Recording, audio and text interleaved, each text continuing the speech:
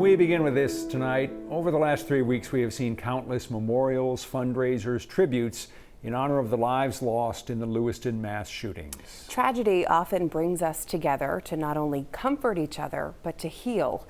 The man you're about to meet, Ron Moore Jr., traveled more than 700 miles to do just that. I'm here to love on Lewiston. My wife and I believe in loving people. We don't have to know you to love you. And Lewiston as a community has gone through a horrible storm in their life. And sometimes if somebody can swoop in to show a little bit of love, it helps ease that storm to where it's not so vigorous. And you know, as an artist, I felt like I needed to do portraits of all these victims. And that's what you did. You've drawn portraits of all 18 Correct. of the victims. How long did that take you, and what did that experience look like for you? It was about 10 to 12 hours for each person. It was difficult. Bill and Aaron Young was the most difficult. 'Cause I have a son that's Bill's age, and he has kids Aaron's age. And I'm thinking, this could have been my son. And I've always had the mentality that every single one of us, we're one decision away from a tragedy like that. And if I could do something to bring some form of comfort, even if it might not be today, it might be 6 months down the road, but when these people look at these portraits, they're going to know that this guy loves us. And every single portrait, the amount of love that went into it, I hope that it's received. Every single one, that I researched each person before I started sketching them. So I wanted to get to know the person. I don't like artwork that's it's just a picture. Yeah.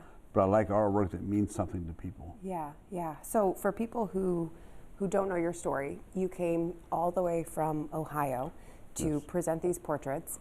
In 2004, I believe you told me, that's when you were diagnosed with Parkinson's. And it sounds like that journey for you has kind of led you back to artwork like this.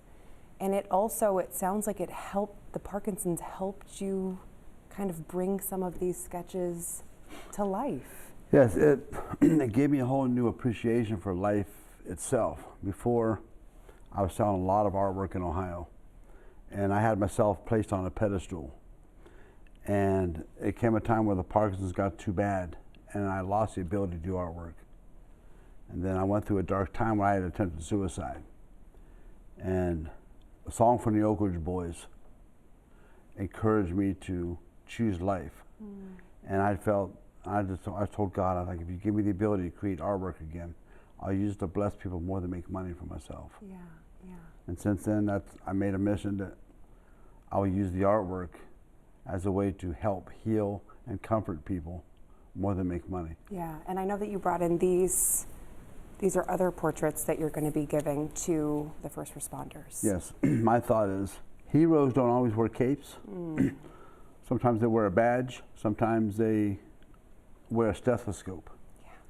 And my mentality is, they don't do it to be recognized, but the amount of dedication and commitment they did to helping as many people as they did was a huge blessing, because they could have just ran about their day and done nothing. Yeah. But they chose to help these people. What do you think it is about artwork in particular that helps us heal, and not just heal, but heal through tragedies like this? A singer can sing a song that would touch your heart. A poet or an author can write a book or write a poem that touches your heart. A minister can preach a sermon that could minister to your heart and your soul. I like to take all of those and put it into artwork itself. So artwork it's for me, it's my way, it's healing for myself, but also it can be used to help heal. Nothing can take away the grief or the sorrow that these people are feeling, but art they can look at it.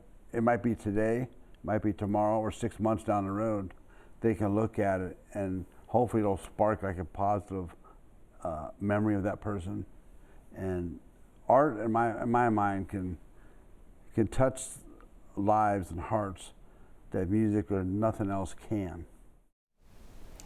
So Ron will be presenting the portraits at a private ceremony this weekend in Lewiston. He says if there's anyone who would like a copy of their loved one's portrait, he's happy to make one for them.